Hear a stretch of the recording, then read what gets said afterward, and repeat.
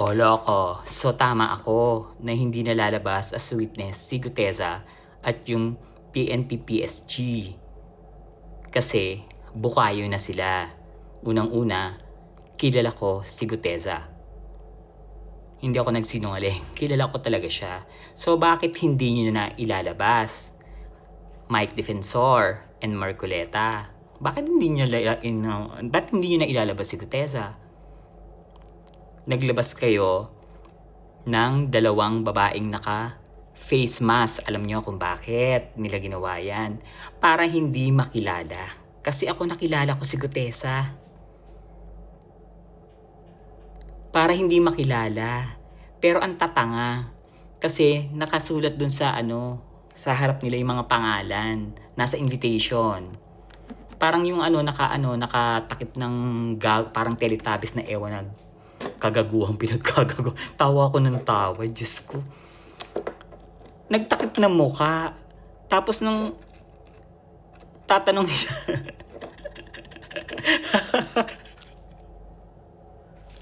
Alay ko, natawa ako. Tapos nung tatanungin ni Senator JP, sabi niya ganun, ano ba yun? Regional Director Kumanan ba yun? O Kumaliwa? Ng Region 4B. Bakit po ganun ganyan?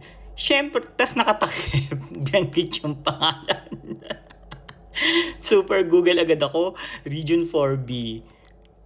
Pakanan. Nakita ko agad yung picture niya. Pinost ko. Gago. Eto na, balik na tayo. Yung Tamarind Street na yan, pinost ko yan. Na ang gagawin nila is meron silang property na ibibintang kay Congressman Martin. Alam ko nga meron din kay PBBM sa Makati. Yan yung sa Forbes. Kasi ang Forbes Makati di ba? Na ibibintang kay Kong Martin na sa Diskaya. Pero hindi yun ang totoo. Alam ko yung may-ari niyan. At alam ko rin kung kanino yan. Alam ko, promise, yung 30 Tamarind. Alam ko kung kanino yan. Ang ginawa nila, inalis si Guteza dahil dun nga yung sinasabi ni Saldico na binabagsakan ng bahay, dinideliveran ng pera. Yung 30 Tamarind na yan. Ngayon, hindi na si Guteza ang pinalabas na yung dalawang nakamas para hindi makilala. Yan ang drama naman ngayon ni Mike Defensor. Ikaw naman, wala kang tigil talaga, bingot. At Marcoleta. Hindi kay Kong Martin yung bahay na yon. Kilala ko may-ari ng bahay na yon. Lalabas at lalabas din yan. At yung maleta na yan, alam ko yan. Diba? Ang unang issue dyan na ang maleta ay Rimowa. Rimowa yung maleta. Yun ang ginagamit na pang-deliver ng pera sa bahay ni Kong Martin daw sa Forbes. Pati na rin doon kay Zaldi. Rimowa.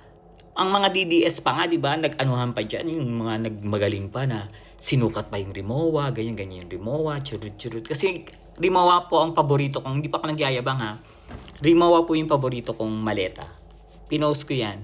Meron po akong Rimowa. Paborito kong Rimowa. Kasi ang Rimowa, lalo na sa Japan, kapag nasira ang Rimowa mo, libre ang pagpapagawa ng Rimowa. Kaya gusto ko ang Rimowa. Saka maganda yung style niya. Ngayon, yung maleta na Rimowa, alam ko yan. Meron ako niyan. Kilala ko kung sino ang dinideliveran ng pera na nakalagay sa Rimowa na maleta. May ipapakita ko sa inyo. Ayan ang Rimowa. Diba? Rimowa, ayan ang ganda. Actually, video pa yan hindi yung picture, in-screenshot ko lang. Lalabas din ang video niyan. At kung sino ang dinideliveran at nagdi-deliver ng maletang pera pasok.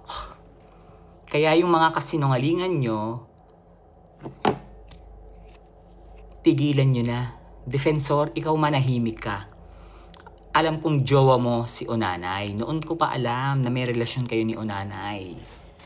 Na may relasyon kayo ng kapampangang buwisit na yan. Akala mo hindi ko alam? Pinakalat ko na. Noon ko pa yan alam, panahon nyo pa. Diyos ko, manahimik ka nga. Casino boy ka.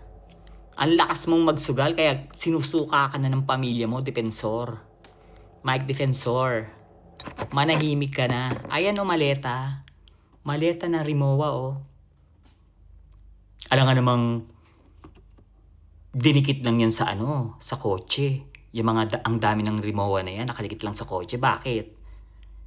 Tapos nakalagay sa parking. Ang galing. Yan ang totoong Rimowa na maleta. Kilala ko kung sino ang may-ari niyan. Lalabas yan lahat. Huwag niyong sisihin ang presidente. Maraming ahas sa paligid ng presidente. At may kanya-kanya silang mga eksena sa pagnanakaw, sa pagde-deliver ng pera.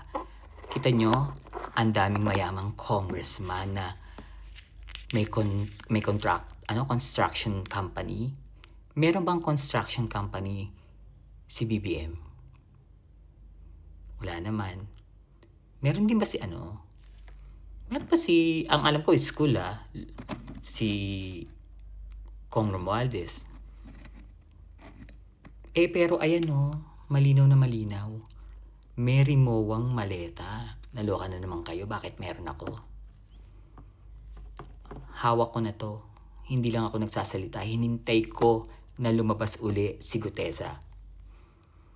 Si Guteza ay galing kay Sara Duterte na pinag-apply nila kay Zaldico para maging spy kung paano nakakakuha ng pera ang presidente. Hindi naman siya kumukuha. Narong kayo.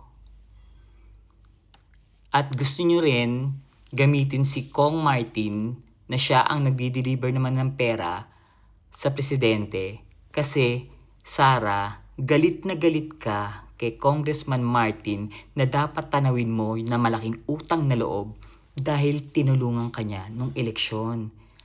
Ganyan ang ugali mo, girl. Mas masahol ka pa nga sa tatay mo. Kayo ni Pulong. Anong nangyari? Pinapasok niyo ng trabaho si Guteza, si Orly, kay Zaldico. Kaso, may isang kaibigan ako na kaibigan ni Zaldico na kailangan ng driver. Ang naibigay sa kanya, si Orly. Kaya wala kay Zaldico si Guteza nung mga panahon na sinasabi ni Guteza, yung salaysay niya na December 5, 2024 hanggang August ng 2025, wala si Guteza kay Zaldico. Wala. Kaya dapat dito, hindi pwede itong palampasin. Dapat kasuhan tong si Mike Defensor at si Marcoleta kasi nag-oath si Guteza. Nag-oath siya. Paninira to. Dapat kasuhan sila. Ay nako, hindi ako papayag. Uulit-ulitin ko kahit araw-araw na dapat makasuhan si Marcoleta at saka si Guteza at pati na rin si Mike Defensor. Yun ang katotohanan. Chururut, tusak. But, titigan nyo mabuting Rimowa. Ayan, ngayon kayo magsukat. Pero hulaan nyo kung kanino yan. Alam naman talaga mga malilinis. Diyos ko, jowa niya naman si Onanay. Nakikipag-sex ka pa pala sa matanda. Riday. Ako na kaya hamada sa'yo.